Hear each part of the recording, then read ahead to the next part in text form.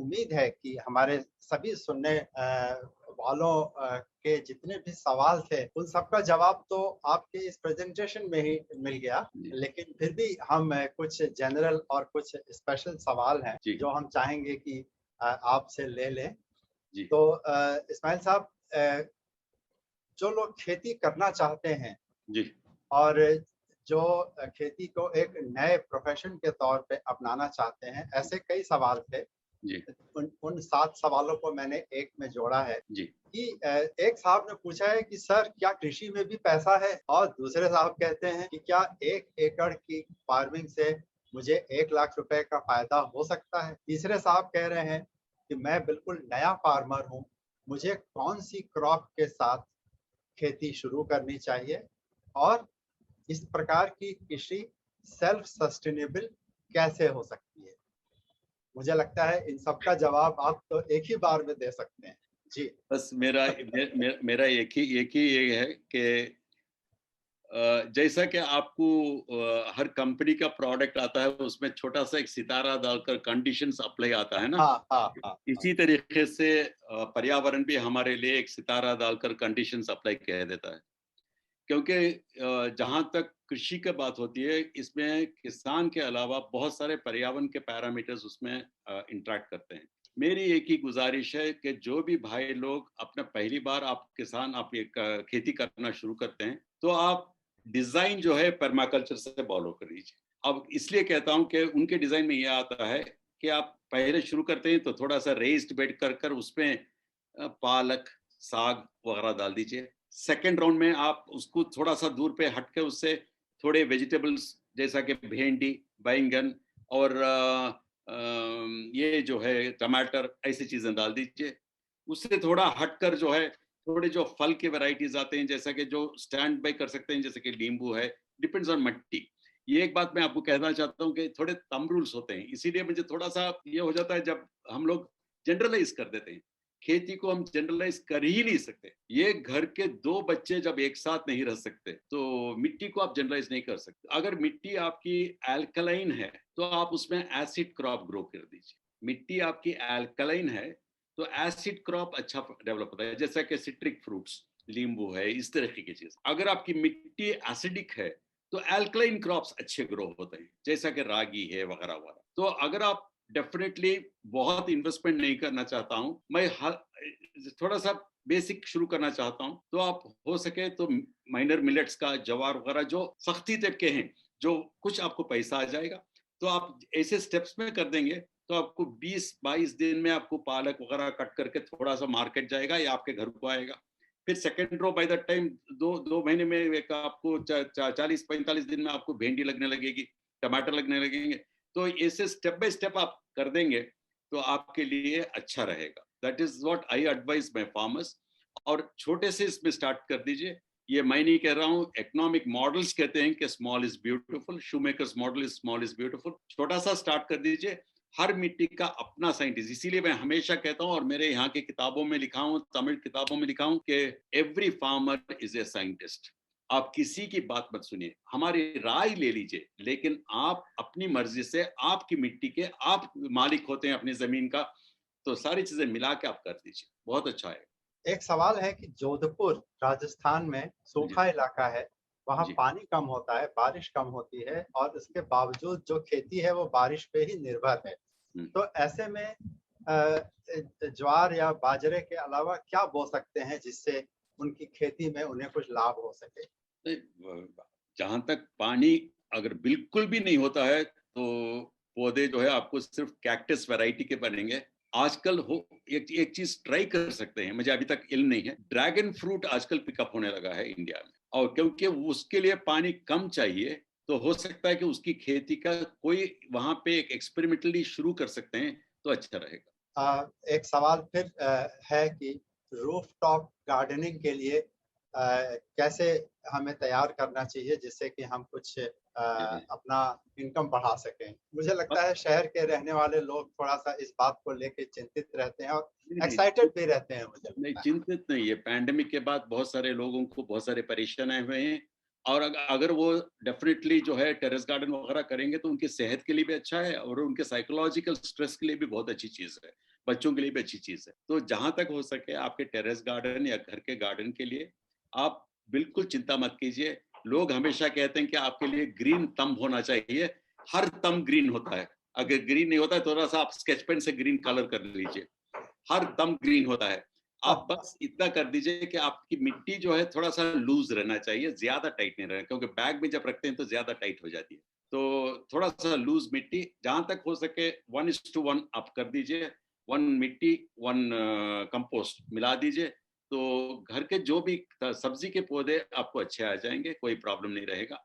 अगर आपको नीम का केक मिलता है, नीम की खल्ली, तो वो पाउडर थोड़ा-सा मिला लीजिए। बट और एक बात है, मैं एक बात कह देना चाहूँगा बिफोर भूलने से पहले रतन जी, कि हमेशा जो है आकाश जी नीम के तेल के बारे में बोलते थे। हाँ, जो टेरेस गार्डन आप लोग करते हैं, neem is an oil, neem oil जो है, स्कूल में हमें कहा गया कि नीम का तेल जो है, तेल any oil is not soluble in water. ये दिमाग में हमेशा रखिए। अक्सर लोग मुझे आके कंप्लेंट करते हैं, मैंने नीम का तेल डाला कुछ नहीं हुआ। क्या किया आपने? मैंने नीम का तेल दिया, पानी में घोला और डाला, पानी में घुलेगा नहीं। तो आप नीम का तेल एक बर्तन में ले लीजिए थोड़ा-सा, और थोड़ा-सा साबुन जो हाथ धोने के लिए इस्तेमाल करते हैं या रीठा हाँ, कुछ भी है, वो उसमें मिला दीजिए और उसको अच्छा समझा। मिलाइए, तो वो दूध का रंग बन जाएगा। उसको एस्टर कहते हैं। जब ऑयल एस्टर बन जाता है, तो वो पानी में घुलेगा। इसका ध्यान ओके, में रखिए, इसका ध्यान में रखिए, all those people terrace garden. और ये बनाना पील का बहुत सिंपल है।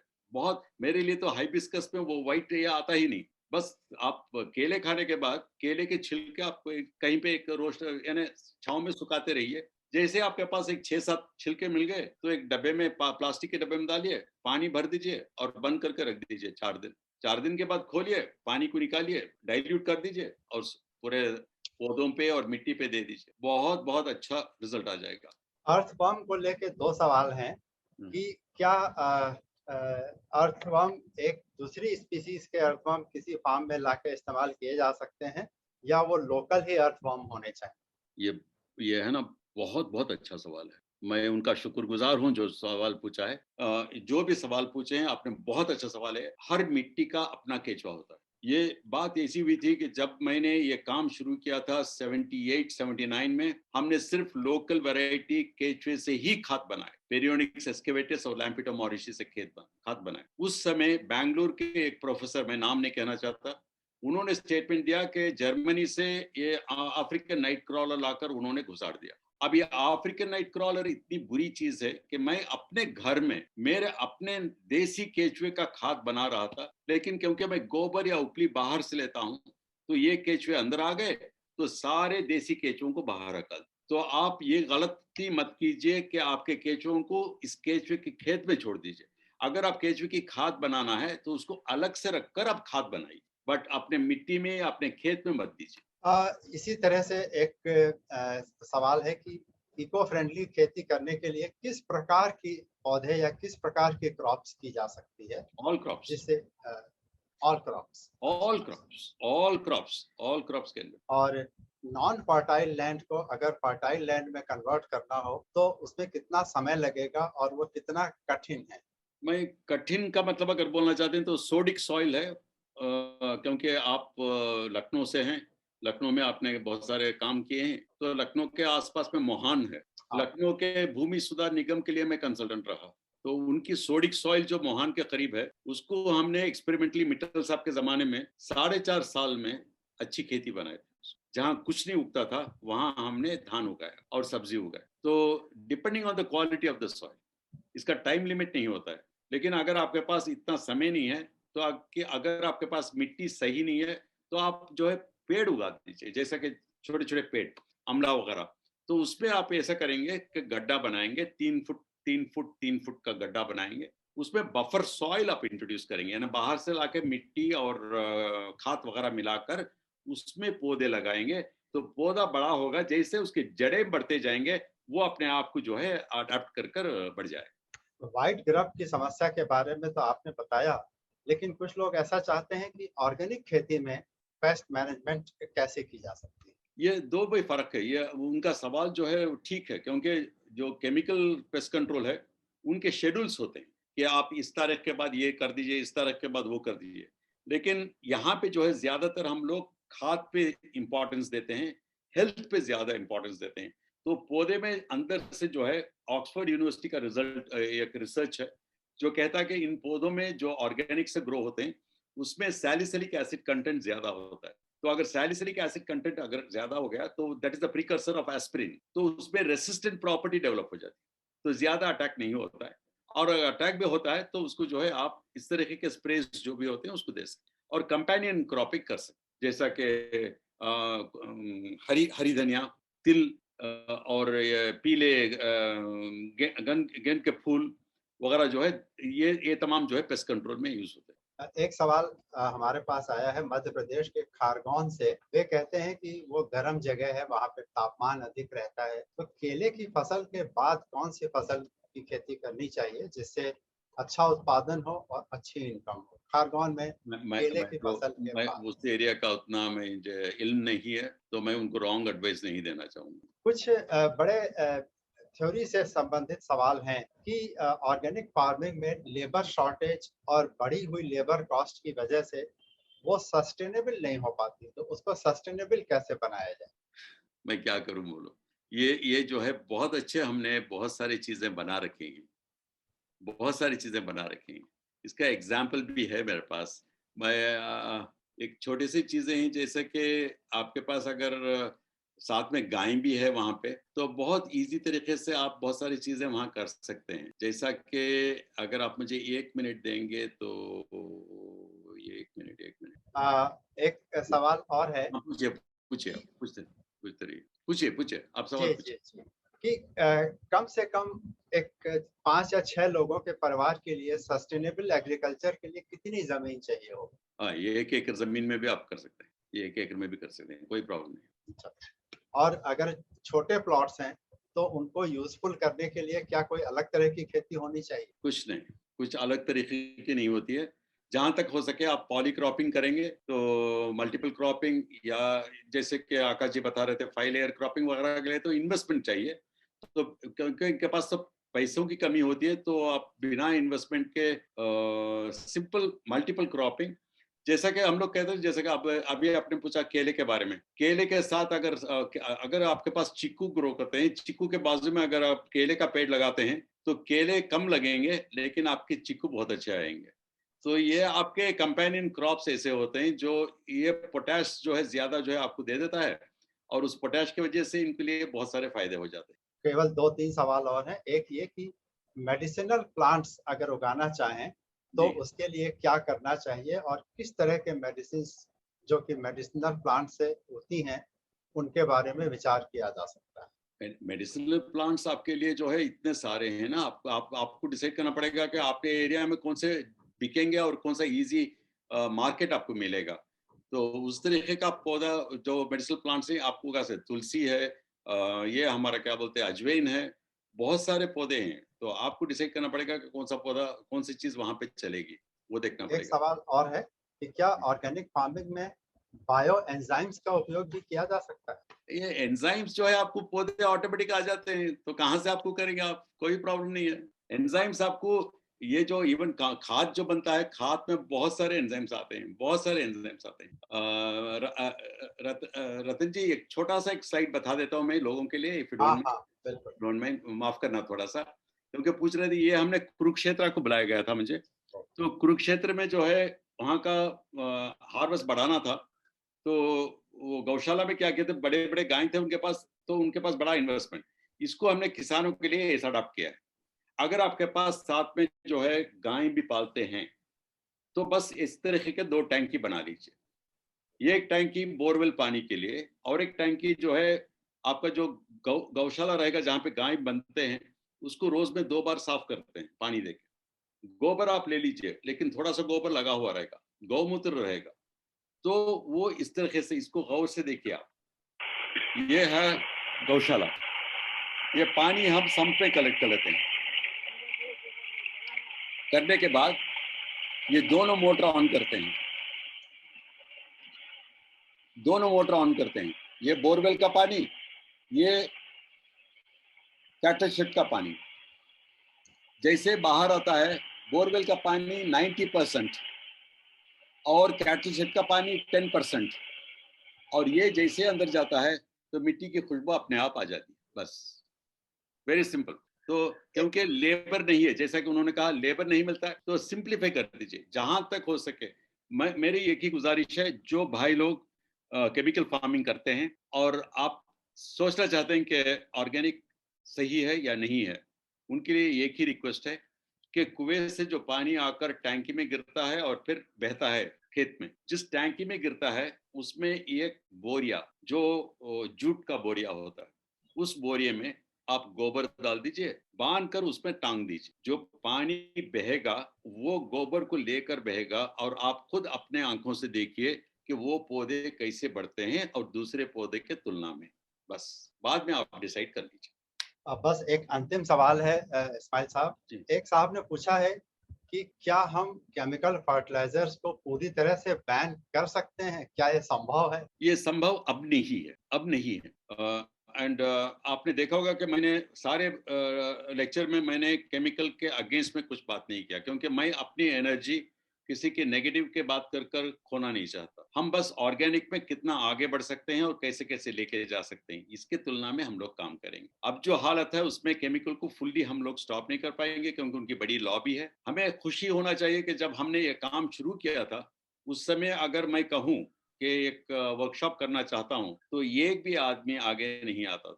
हम रिक्वेस्ट कर कर 4-5 लोगों को बुलाते थे। आज अगर मैं यहाँ पे चेन्नई में मैं एक फेसबुक पर नोटिस डालूं कि मेरा एक लेक्चर है, तो आपको within 1 hour I have 100 registrations. तो there is an interest and is very simple.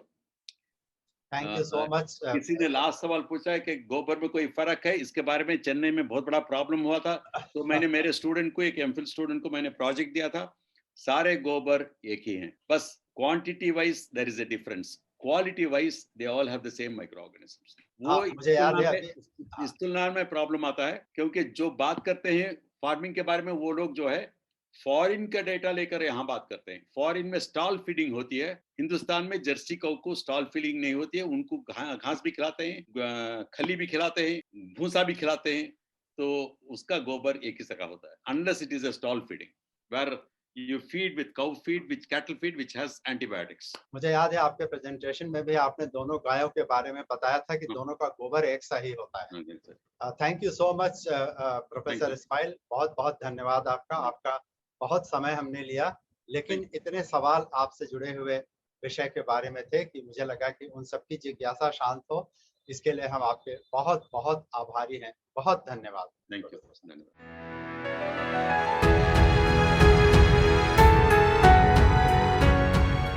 आकाश जी, बहुत धन्यवाद आपका। और आपके लिए मेरे पास बहुत लंबे एक फहरिस्त है सवालों की, तो इसमें मैं जो एक ही विषय से जुड़े हुए जो प्रश्न हैं मैं उनको सब एक साथ पूछ लूंगा, जिससे आप उनका जवाब भी एक साथ दे पाएं और हमारे सभी प्रतिभागियों की भी जिज्ञासा शांत हो सके। तो ये 4-5 सवाल बिल्कुल एक तरह के हैं।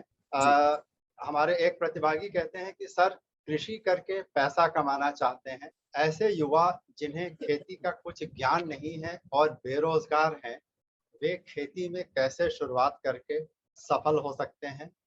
How to start zero investment farming, बिना कुछ निवेश किए खेती कैसे शुरू कर सकते हैं? अगला सवाल इसी से जुड़ा हुआ कि मेरे पास केवल 3.5 एकड़ जमीन है, उसमें ऐसा क्या कर सकते हैं कि जीवन यापन चल पाए और पूरा समय मैं दे सकता हूँ? और एक और सवाल है कि मेरा एक बहुत छोटा सा जॉब है, नौकरी है, लेकिन मैं संतुष्ट नहीं हूँ। क्या मुझे 1 एकड़ जमीन से कुल नहीं तो 20,000 रुपए महीना मिल सकता है? तो ये 5 सवाल एक से हैं। कृषि करके पैसा कमाना चाहते हैं, बेरोजगार हैं, कुछ करना चाहते हैं, जीरो इन्वेस्टमेंट पे फार्मिंग कैसे करना चाहते हैं, 3.5 एकड़ जमीन है और 1 एकड़ जमीन से 20,000 रुपए मिल सकते हैं कि नहीं? इन सबका जवाब आप चाहें तो एक साथ दे सकते हैं। जी, बहुत बहुत धन्यवाद आपका। बहुत अच्छे सवाल आपने किए जो मुझे लगता है कि देश के बहुत सारे नौजवानों के मन में रहते हैं। तो जैसा कि हमारे पहले भाई ने पूछा है कि क्या हम जीरो इन्वेस्टमेंट से कोई मॉडल शुरू कर सकते हैं, तो खेती में बहुत सारे ऐसे मॉडल हैं जो कम से कम इन्वेस्टमेंट में शुरू किए जा सकते हैं। आप सबसे जो हिट होने वाला मॉडल है, आप अरहर की खेती करें, हमारे बीज बैंक में भी है। एक बार लगाने पे 5 से 6 साल तक चलता है। और लंबी फली बोल्ड दाना 10 से 12 कुंटल तक की यील्ड होती है। और एक बार आप लगा दीजिए तो उसमें मेंटेनेंस भी बहुत कम होता है। मतलब अगर चाहें आप तो इस फसल को लगाने के साथ साथ भी आप कोई और दूसरा काम भी मेंटेन कर सकते हैं। अगर हफ्ते में 1 दिन का भी वक्त दे दिया, महीने में भी अगर 2 दिन का भी वक्त दे दिया, तो भी ये मॉडल अपने आप से चल सकता है, बहुत अच्छे से आपको रिटर्न दे सकता है और लगभग 7 महीने के आसपास आपको 70,000 की फसल दे सकता है। तो कुल मिला के अगर हम कम लागत से शुरू करना चाहें तो ये अरहर की खेती का मॉडल एक बहुत अच्छा है जो 7 महीने में आपको 70,000 के आसपास की आमदनी दे देगा और फिर उसके बाद आपके पास जगह और एक छोटा-सा बजट आपके पास आ जाता है, तो थोड़ा-सा कुछ और इन्वेस्टमेंट करके आप और फिर अच्छा से उसमें कर सकते हैं, इंटरक्रॉपिंग, मिक्स क्रॉपिंग या मल्टी क्रॉपिंग टाइप के मॉडल कर सकते हैं। और खासकर जो अभी का वक्त चल रहा है, अगर इस वक्त में जो भाई ने पूछा है कि क्या हम 20,000 रुपए की आमदनी ले सकते हैं, हमारे पास 1 एकड़ जमीन है, तो आप 20 नहीं बल्कि 30 और 40,000 की आमदनी ले सकते हैं आराम से, लेकिन आपका मैनेजमेंट तगड़ा हो, 8 से 10 घंटे का वक्त आप दे सकें और आपको समझ होनी चाहिए कि आप किस समय पे क्या चीज लगाएं ताकि उसका आपको दाम मिल सके। मोटा-मोटा मैं आपको बता सकता हूँ कि आप जो है जैसे अभी ग्रीन गार्लिक और ग्रीन ऑनियन का आप काम शुरू कर सकते हैं। अगर छोटा-सा आपके पास बजट है, तो हरी प्याज आप लगा सकते हैं और उसके लिए छोटी-छोटी जो प्याज होती है बहुत सस्ते दामों में मार्केट में मिल जाती है, उसको खरीद के आप लगा दीजिए। 20 से 25 दिन के बाद आप उसे हरी प्याज के रूप में उसको वॉश करके अच्छा खासा रेट उसका ले सकते हैं, 25 से 30 रुपए किलो तक का उसका रेट ले सकते हैं। तो लगभग 1 एकड़ से 3 से 4 लाख रुपए तक का बजट बन सकता है 20 से 25 दिन के अंतराल में। तो इस तरह के बहुत सारे मॉडल हैं, पर इसमें इतना ही है कि उसमें खर्च थोड़ा-सा आपको करना पड़ेगा, बजट लगाना पड़ेगा। लेकिन अगर बिना बजट के करना चाहते हैं तो अरहर का मॉडल सबसे बेस्ट है। इस मॉडल के साथ में शुरुआत किया जा सकता है और कम से कम जमीन पे भी आप एक अच्छी खासी एंटरप्रेन्योरशिप खड़ी करके 20 से 30,000 रुपए की महीने की आमदनी खड़ी कर सकते हैं। आकाश जी, अगले कुछ सवाल हमारे जी, नेचुरल फार्मिंग या ऑर्गेनिक फार्मिंग से जुड़े हुए हैं। 2-3 पार्टिसिपेंट जानना चाहते हैं कि वे नेचुरल फार्मिंग के बारे में जानकारी चाहते हैं। क्या पहले जी, दिन से ही जैविक खेती कर सकते हैं? क्या जी, केमिकल फार्मिंग से जैविक कृषि की ओर ट्रांजिशन किया जा सकता है? किसानों को ऑर्गेनिक फार्मिंग के प्रति कैसे जागरूक किया जा सकता है? जैविक कृषि द्वारा हम अपनी आय को कैसे बढ़ा सकते हैं? क्या हम 100 जी, एकड़ जमीन पर भी जैविक खेती कर सकते हैं? क्या ऑर्गेनिक खेती फार्मिंग हमारे लिए फायदेमंद है? क्योंकि लोकल मंडी में हमें उसका उचित मूल्य नहीं मिलता। और दूसरा जी, जो 2-3 सवाल हैं कि आपसे जो लोग प्रशिक्षण पाना चाहते हैं, वो जानना चाहेंगे कि आपसे प्रशिक्षण कब और कैसे ले सकते हैं? इसका जवाब आप अंत में भी दे सकते हैं क्योंकि सभी लोगों को पता चल जाएगा। तो जी। जैविक खेती के बारे में कि पहले दिन से कर सकते हैं कि नहीं, उसके बारे में थोड़ी जानकारी दें। कैसे डाइवर्ट करें फ्रॉम केमिकल टू जैविक कृषि? किसानों को इसके बारे में कैसे जागरूक करें? हम अपनी आय कैसे बढ़ा सकते हैं? एक साथ 100 एकड़ पर कर सकते हैं कि नहीं? और अगर लोकल मंडी में दाम नहीं मिल रहे हैं तो ऑर्गेनिक खेती से फायदा कैसे होगा? इन सब सवालों के जवाब चाहिए। जी, देखिए हमारे पहले जो सवाल है कि क्या जैविक खेती को पहले साल से किया जा सकता है? तो इसका जवाब है शॉर्ट में कि हाँ, किया जा सकता है। दूसरा इससे रिलेटेड सवाल है कि क्या इसमें पहले साल से उत्पादन लिया जा सकता है? तो इसका भी जवाब है हाँ, लिया जा सकता है। पर अगर आपके पास संपूर्ण नॉलेज है तभी लिया जा सकता है। क्योंकि जैविक खाद डालकर ही अगर हम जैविक खेती समझते हैं, तो फिर आप परिणाम नहीं ले पाएँगे। फिर आपको 3-4 साल का शायद वक़्त लग सकता है और उस समय भी आप उतना परिणाम नहीं ले पाएँगे जितना एक मॉडल को वायबल बनाने के लिए चाहिए होता है। तो इसके बीच में हमें करना क्या होगा? तो सिंपल सी बात है कि आपको अल्टरनेट ऑफ डाइट तैयार करना पड़ेगी। जैसा कि आज हम रासायनिक तरीके से मिट्टी को जो पोषण देते हैं, यूरिया देते हैं, नाइट्रोजन के लिए डीएपी देते हैं, फॉस्फेट के लिए जिंक देते हैं, आयरन देते हैं, बोरॉन देते हैं, माइक्रोन्यूट्रिएंट देते हैं, कैल्शियम, तमाम तरह के एंजाइम और एसिड्स देते हैं। सभी तरह के जो है ना हम फर्टिलाइज़र मिट्टी में देते हैं अलग-अलग तत्वों को कंप्लीट करने के लिए। तो अगर हम जैविक तरीके से पहले दिन से ही परिणाम लेना चाहते हैं, तो हमें पहले दिन से ही कंप्लीट डाइट प्लांट्स को देना पड़ेगी। मतलब अल्टरनेट ऑफ डीएपी बनाना पड़ेगा, अल्टरनेट ऑफ यूरिया बनाना पड़ेगा। तो इस तरह के कि सारे फार्मूले जो है ना हमने तैयार किए हुए हैं, जिसमें आप जैविक यूरिया बना सकते हैं, जैविक डीएपी बना सकते हैं, जैविक सभी तरह के माइक्रोन्यूट्रिएंट बना सकते हैं, ह्यूमिक एसिड बना सकते हैं।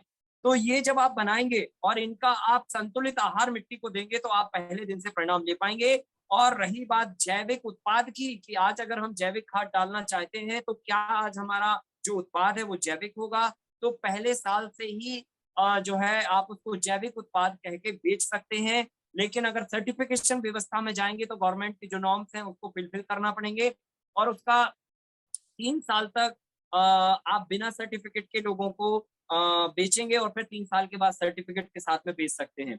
लेकिन आपका उत्पाद पहले वर्ष से ही जैविक कहलाएगा, क्योंकि उसमें कोई केमिकल आप नहीं डाल रहे हैं, और मिट्टी के अंदर जो केमिकल हैं वो धीरे धीरे धीरे धीरे करके रिड्यूस होते जाएंगे, और इसका कोई अंदाजा नहीं है किसी को भी कि ये कितने वर्षों में पूरी तरह से न्यूट्रल होंगे या खत्म होंगे। तो कुल मिला के अगर जब हम केमिकल डालना बंद कर देते हैं और जैविक डालना चालू कर देते हैं तो हम पहले साल से ही जो है उसको जैविक कह सकते हैं, और alternate of chemical fertiliser diet हम मेंटेन करते हैं तो पहले साल से उत्पादन भी आप अच्छा से ले सकते हैं।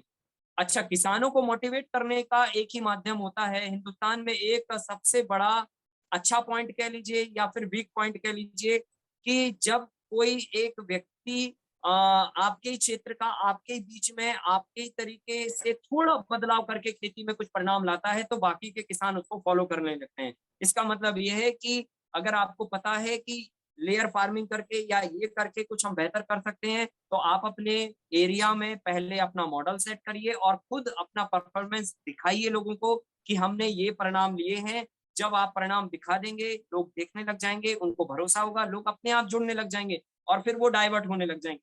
तो कुल मिला के खुद को एग्जाम्पल बनने की जरूरत है। रही बात 100 एकड़ में क्या हम इसमें फार्मिंग कर सकते हैं, तो डेफिनेटली कर सकते हैं। आप कितने बड़े एरिया में कर सकते हैं, इसमें ये नहीं है कि जो है आप इतने ही एरिया में कर सकते हैं जैविक खेती। आप जितनी आपके पास जमीन हो, जितनी आपके पास कैपेसिटी हो, उतना आप एरिया आप बढ़ा के कर सकते हैं। पर एडवाइस ये है कि अपने अनुभव कलेक्ट करिए और छोटे से रकबे से 1 से 2 एकड़ में पहले आप अपना परफॉर्मेंस ले लीजिए, समझ ले लीजिए, अल्टरनेट ऑफ सारे खाद की तैयारी कर लीजिए और फिर आप बड़े एरिया में जाइए तो ज्यादा बेटर होगा। रही बात आय बढ़ाने की, तो जैविक जब हम तरीके से करेंगे तो हमें डिफरेंट तरह के मॉडल्स को अपनाने पड़ेंगे। ऐसा नहीं है कि हम किसी ट्रेडिशनल मेथड से या कोई भी एक मेथड से काम करें तो हम अपनी आय को सुधार लेंगे। आय सुधारने के लिए प्रोडक्टिविटी, क्वालिटी ऑफ फूड और मार्केटिंग, 3 बातों पर ध्यान देना पड़ेगा। अगर आपके उत्पाद की गुणवत्ता अच्छी है तो अपने आप चीजें बिकने लग जाएंगी और दाम भी आपको अच्छे मिलने लग जाएंगे। और अगर प्रोडक्शन बढ़ाना चाहते हैं तो आप अल्टरनेट ऑफ डाइट डालिए तो प्रोडक्टिविटी भी आपकी मेंटेन होगी। तो कुल मिला के अच्छी खासी आय का जरिया या एक अच्छी खासी एंटरप्रेन्योरशिप आप ऑर्गेनिक फार्मिंग में तैयार अपनी कर सकते हैं। प्रशिक्षण की जहां तक बात है तो हर महीने जो है 27-28 को 2 डेज का प्रशिक्षण होता है, जो जब से हमने खेती शुरू की है तब से ये हम करते चले आ रहे हैं। लेकिन 5 दिन और एक 7 दिन का भी कोर्स हमने तैयार किया है, जो महीने की 20 तारीख से 26 तारीख तक 7 दिन का कोर्स सागर में होता है, जो प्रतिमाह होता है।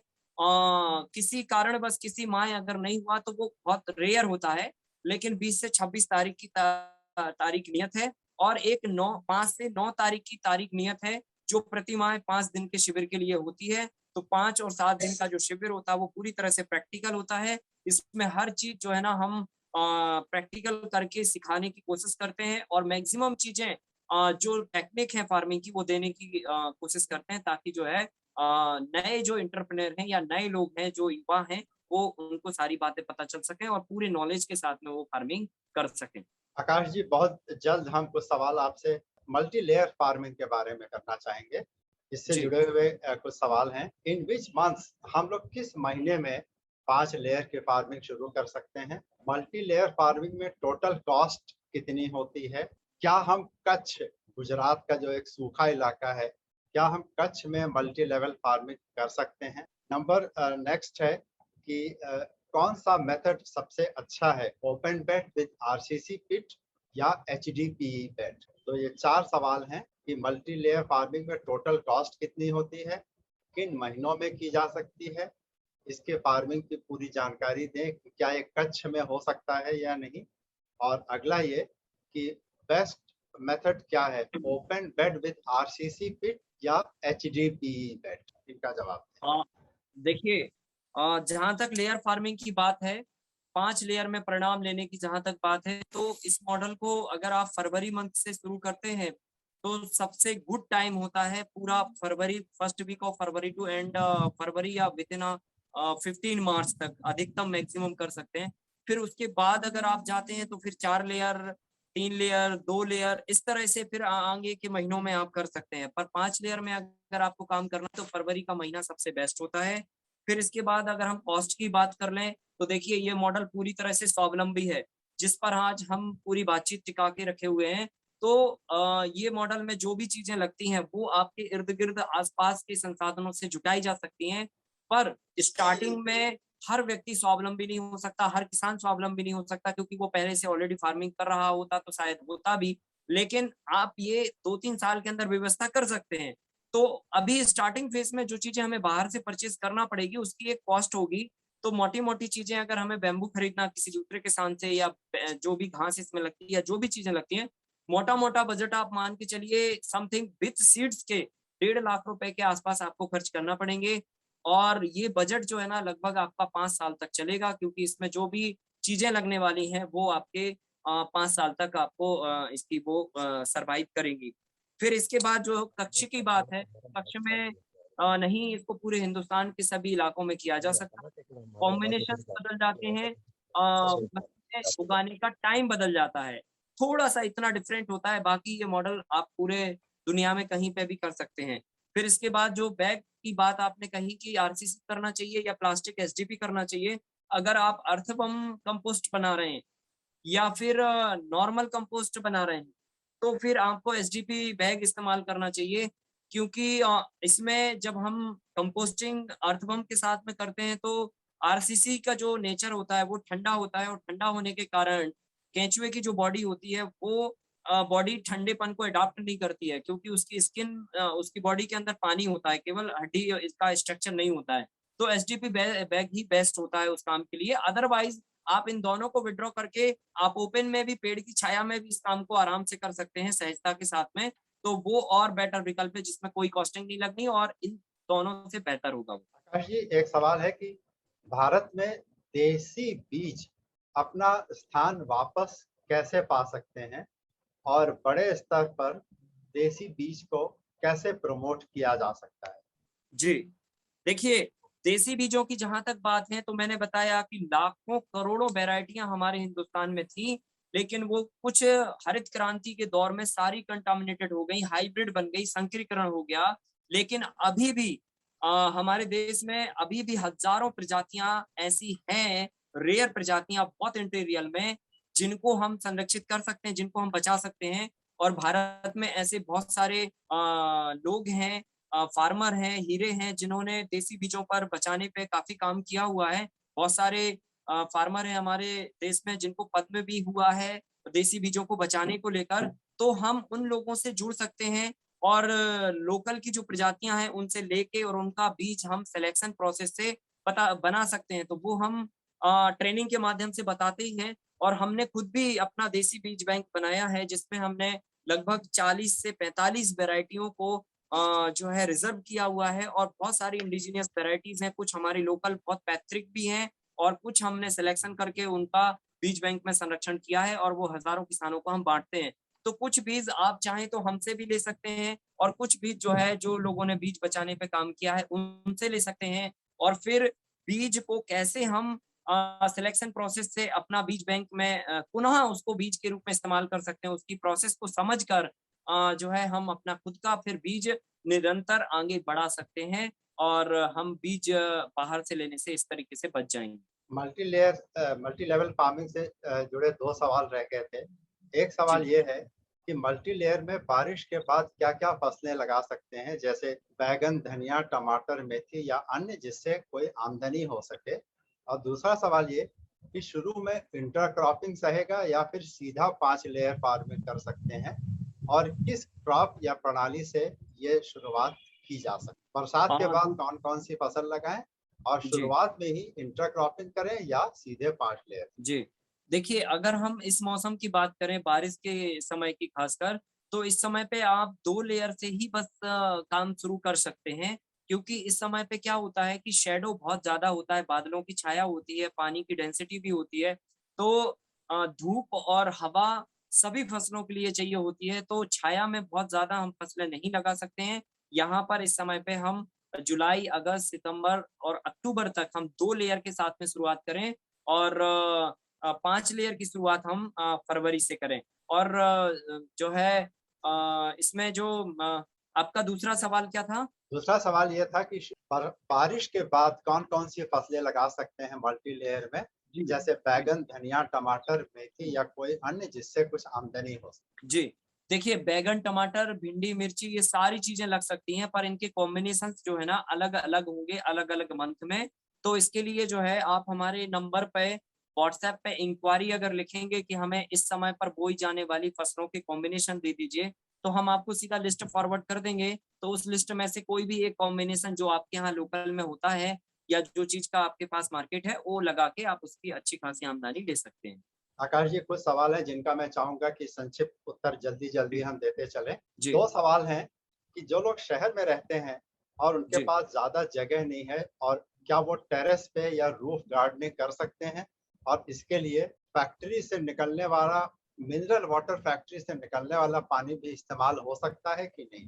किचन गार्डन, रूफ गार्डन और टेरेस गार्डन क्या शहरों में कर सकते हैं? और उसमें किस तरह के पानी का इस्तेमाल किया जा सकता है? जी, देखिए इसका सीधा जवाब है कि हाँ, कर सकते हैं। हम छोटे रूप में भी इस मॉडल को बना के जहाँ पर स्पेस ज़्यादा है, तो हम लेयर फार्मिंग का स्ट्रक्चर बना के भी फसलें उगाई जा सकती हैं और जहाँ पर बहुत थोड़ा स्पेस है, वहाँ पर हम इंटरक्रॉपिंग या मल्टी क्रॉपिंग टाइप का कुछ करके भी किया जा सकता है। और दूसरे सवाल का जो जवाब है, वो ये है कि आप अगर पहले पानी का पीएच और टीडीएस चेक कराएँगे, तभी हम ये बता पाएँगे कि हाँ, इस पानी को मतलब इस्तेमाल किया जा सकता है या नहीं किया जा सकता है। तो इसके लिए आप पीएच पेपर से पानी का पहले पीएच चेक कर लीजिए और टीडीएस आप किसी भी लैब में दे के पानी का टीडीएस चेक कर लीजिए। पानी का पीएच 6.5 से 7.5 के बीच में अगर है तो उसे इस्तेमाल किया जा सकता है। अगर पानी का जो हार्डनेस है, टीडीएस है, वो अगर 250 से लेकर मैक्सिमम अगर 450 500 तक भी है, तो भी वेजिटेबल्स उगाई जा सकती हैं। तो ये एक बार चेक करके और फिर तय करना पड़ेगा। हाइब्रिड बीज और देसी बीज के बीच में फ़र्क करने का कोई ज़रिया है क्या? देखिए हाइब्रिड जो बीज होते हैं वो हमेशा रैपर में पैक आते हैं और जो देसी बीज होते हैं वो रैपर में पैक भी हो सकते हैं और ऐसे खुले भी हो सकते हैं। दूसरा पहचानने का तरीका है कि देश के ऊपर कोई ना कोई बीज का जो है सॉरी बीज के ऊपर कोई ना कोई केमिकल का लेप लगा होता है और देसी बीज जो होते हैं नॉर्मली किसान उनको केमिकल से ट्रीट नहीं करते हैं। तो इतना हम देख परख के चीज़ों को समझ सकते हैं। मिर्च को रोग से कैसे बचाएँ? मिर्च की फसल को? देखिए मिर्च में सबसे ज़्यादा लीफ कर्ल वायरस आता है और जो खासकर फ्रूटिंग के टाइम पे आता है, तो इसके लिए आपको प्री प्रबंधन करना पड़ेगा। पहले से देसी गाय की छाछ आपको अपने स्टॉक में रखनी पड़ेगी। 2 माह पुरानी छाछ ही इस पे सही कारगर होती है। कितना भी खतरनाक लीफ कर्ल लगा हो, वायरस लगा हो, वो मिर्च को एकदम क्लीन कर देता है। तो 2 माह पुरानी देसी गाय की छाछ और 13 लीटर पानी ये आप लगातार 8 से 10 दिन के अंतराल में अगर स्प्रे करते रहेंगे, तो ये वायरस आएगा भी नहीं और मिर्ची जो है ना आप बिना रोग के निकाल सकते हैं। व्हाइट ग्रब के लिए कोई इलाज ऐसा है जो कारगर हो? व्हाइट ग्रब के लिए जो है आपको नीम ऑयल का प्रयोग करना पड़ेगा और इसके साथ में नींबू के रस का इस्तेमाल करना पड़ेगा। तो 100 एमएल नींबू का रस और लगभग 80 एमएल के आसपास नीम ऑयल का स्प्रे 15 लीटर पानी में ऐड करके आप करेंगे तो इससे लाभ होगा। क्या सॉइल और रूट एफिड्स के लिए कोई नेचुरल फंजीसाइड या इंसेक्टिसाइड है क्या? देखिए, नीचे मिट्टी को ट्रीट करने के लिए हम चूना और नीम पाउडर का इस्तेमाल करते हैं और अगर ज़्यादा आपको फंगल डिसीज़ का प्रॉब्लम है, तो धनिया पाउडर का भी आप इस्तेमाल कर सकते हैं। तो धनिया पाउडर को एकदम डा डस्ट फॉर्म में बना लीजिए और लगभग 2 केजी धनिया पाउडर 50 केजी नीम का पाउडर और 50 केजी नीम का पाउडर, 100 केजी लाइम पाउडर, चूने का पाउडर इन तीनों को आपस में मिला के और पूरे खेत में ब्रॉडकास्टिंग करवा के और फिर आप उसकी कल्टीवेशन कर दीजिए। फिर उसके बाद क्रॉप लगाइए तो काफ़ी हद तक मतलब 90% तक आप फंगल और बैक्टीरियल डिसीज़ जो मिट्टी से जनित रोग होते हैं, उनसे निजात पा सकते हैं। क्या थ्रिप्स को रोकने के लिए भी कोई ऑर्गेनिक इलाज है क्या? हाँ जी, थ्रिप्स को आप जो है ना छाछ और जो है नीम ऑयल के कॉम्बिनेशन से रोक सकते हैं। उसमें हमें 1.5 लीटर छाछ चाहिए होगी और लगभग 80 ml के आसपास नीम ऑयल चाहिए होगा। दोनों को 15 लीटर पानी में मिला के स्प्रे करेंगे तो थ्रिप्स रुकेगी। और एक सवाल जो बीच में रह गया था कि 5 या 4 लेयर की फार्मिंग के लिए 1 एकड़ खेती में प्रतिदिन पानी की क्या रिक्वायरमेंट? जी, देखिए पानी मिट्टी और मौसम के आधार पर तय होता है, क्योंकि कई जगह मिट्टी जैसे अगर सैंडी है तो पानी की रिक्वायरमेंट ज़्यादा होती है, कहीं पर मिट्टी दोमट है, कार्बन वैल्यू अगर अच्छा है, पानी होल्ड करके रखती है मिट्टी तो पानी कम इस्तेमाल होता है और मौसम के आधार पर भी होता है। कई बार गर्मी के समय भी बादल हो जाते हैं तो पानी इवापोरेट कम होता है, लेकिन एक मोटा-मोटा अंदाज़ तो हम निकाल सकते हैं लगभग 10,000 लीटर के आसपास प्रतिदिन पानी की आवश्यकता 4 और 5 लेयर के मॉडल में आपको ज़रूरत पड़ेगी। बस आकाश जी, केवल 2 प्रश्न और हैं। मुझे लगता है बहुत जल्दी से इसका जवाब मिल जाए तो बड़ा अच्छा रहेगा। एक ये कि अ, अगर जैविक प्राकृतिक खेती इतनी आसान और सरल है, तो इसके बाद भी रसायन युक्त खेती को हम बढ़ावा क्यों देते हैं? और नंबर 2 कि ऑर्गेनिक खेती से पूरी दुनिया की भूख को पूरा किया जाना मुश्किल है, क्योंकि पूरी दुनिया में जो फूड ग्रेन का रिक्वायरमेंट है वो शायद ऑर्गेनिक तरीके से पूरा नहीं किया जा सकता।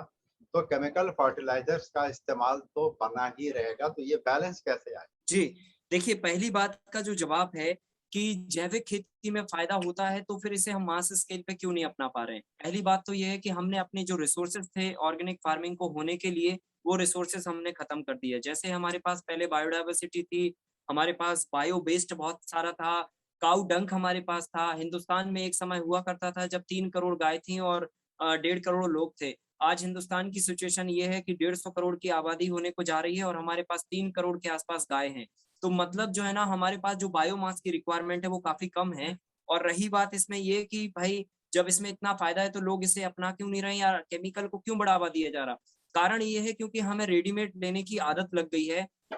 हम जो है ना गिलोय की बटी ज़्यादा खाना पसंद करते हैं और गिलोय का अगर हमारे घर में भी अगर गिलोय लगी हुई है तो हम गिलोय को तोड़ के और उसका काढ़ा बनाना कम पसंद करते हैं अगर हमारे घर में गिलोय की बटी रखी हुई है तो।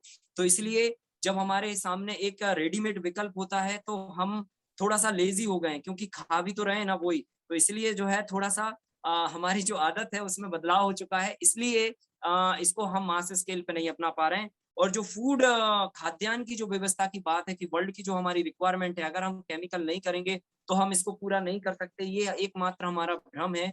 अगर हम पूरी टेक्नोलॉजी और अल्टरनेट ऑफ केमिकल फर्टिलाइज़र पे अगर हम जाते हैं, तो हम एक अच्छा खासा क्वालिटी ऑफ फूड पूरे वर्ल्ड को दे सकते हैं। लेकिन इस बात को हमें समझने की पहले ज़रूरत है और इन फार्मूला जो हैं, इनके डीप में जाने की ज़रूरत है। जब हमारे पास एक अच्छा खासा डीएपी का विकल्प है और जो रिक्वायरमेंट डीएपी पूरी मिट्टी की करता है, वो रिक्वायरमेंट हमारा जैविक खाद कर सकता है, तो हम उसे क्यों ना मास स्केल पे कर डालें और पूरे वर्ल्ड की जो फूड रिक्वायरमेंट है, वो जैविक तरीके से कर दें।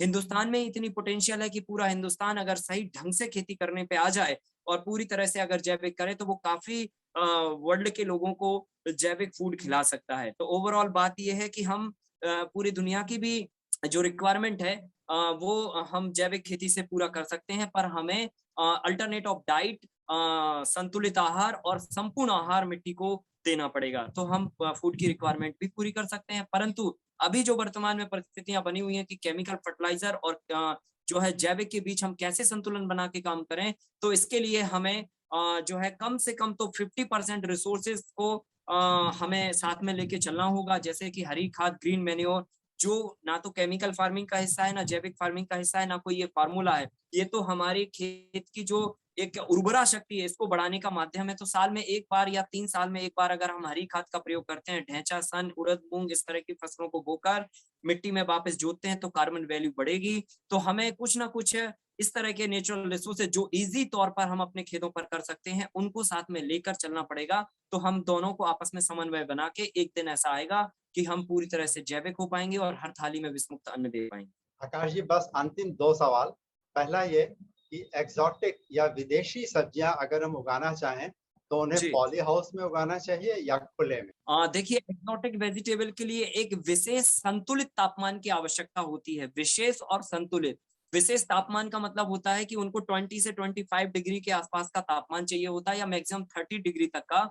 और संतुलित मतलब एक जैसा चाहिए होता है। पर अगर हम ओपन में लगाते हैं तो मौसम सुबह कुछ होता है, दोपहर में कुछ होता है और शाम को कुछ और होता है। तो ये ओपन में इनका सर्वाइवल बहुत कठिन होता है। हाँ, लेकिन इनको ठंडी के समय पे उगा सकते हैं, क्योंकि ठंडी में इनको काफी हद तक 20 से 30 डिग्री के बीच का तापमान मिल जाता है। लेकिन अगर आप ऑफ सीजन इनको उगाना चाहें तो पॉली हाउस के अलावा अपने मल्टी लेयर का जो स्ट्रक्चर होता है इसके अंदर भी उगा सकते हैं। इसमें हमने लेट्यूस, ब्रोकली और तमाम तरह की जो एक्सोटिक वेजिटेबल्स हैं उनको उगा के देखा है, और इसमें बेहतर परिणाम गर्मी में भी ले सकते हैं आप, और ठंडी के समय तो ले ही सकते हैं, बारिश को छोड़कर। अंतिम सवाल, सॉइल में स्नेल्स और स्लग्स बहुत हैं, उन्हें दूर करने का कोई उपाय है? घोंघे और स्लग्स बहुत हैं सॉइल में, उनको दूर कैसे किया जाए? स्नेल। अच्छा, देखिए इसके लिए चूना का ट्रीटमेंट करना होगा। तो जो हम लोग सॉइल ट्रीटमेंट करते हैं जिसमें हम 100 केजी लाइम पाउडर बोलते हैं कि एक सामान्य पीएच की मिट्टी में 100 केजी लाइम पाउडर आप डालिए, तो इस तरह की जो इंसेक्ट की प्रॉब्लम है जमीन के अंदर वो रिपेयर हो जाती है। तो चूना पाउडर का उपयोग आप थोड़ा सा बढ़ा सकते हैं। जहां पर अगर इस तरह की प्रॉब्लम ज्यादा है, कीड़े ज्यादा हैं आपकी मिट्टी में, तो लगभग 200 किलोग्राम के आसपास की मात्रा और 50 किलो नीम पाउडर की मात्रा आप बढ़ा के मिट्टी में देके और उसकी जुताई कर दीजिए, तो फिर ये कंट्रोल हो जाएगा 2 से 3 बार के ट्रीटमेंट के बाद। थैंक यू सो मच, बहुत बहुत धन्यवाद आकाश जी, आपका बहुत समय ले लिया। मुझे लगता है कि अगर कृषि से जुड़े हुए और भी सवाल आते हैं तो हमारे आयोजक उनको डील कर सकते हैं और उन तक पहुंचा सकते हैं, जिससे कि सबको अपने स्पेसिफिक सवालों का भी जवाब मिल सके। कीर्ति जी, आपका बहुत बहुत धन्यवाद, और इसी के साथ मैं चाहूंगा कि इस कार्यक्रम को आप समापन की ओर ले जाएं। मैं आज हमारे जितने भी विशेषज्ञ हैं उनका धन्यवाद देना चाहूँगी, और इस्माइल सर आपसे मैं विशेष तौर पे माफ़ी माँगना चाहूँगी कि हम लोगों ने आपके वक्तव्य को देर से शुरू किया। बट लोगों के सवाल बहुत थे, लोगों की जिज्ञासा बहुत थी, इसलिए हमें इस समय को थोड़ा-सा एक्सटेंड करना पड़ा। तो I am very sorry for this. लेकिन आपने जिस तरह से, जितने सिंप्लीफाइड तरीके से कृषि स्वावलंबन को आज लोगों के सामने रखा, कि जो हमारे पास रिसोर्सेज हैं, जो हमारे पास अवेलेबल है, हम उनसे कैसे चीज़ों को शुरू कर सकते हैं, और हमें बहुत ज़्यादा किसी रिसर्च या साइंटिस्ट से सलाह-मशवरे की ज़रूरत नहीं है।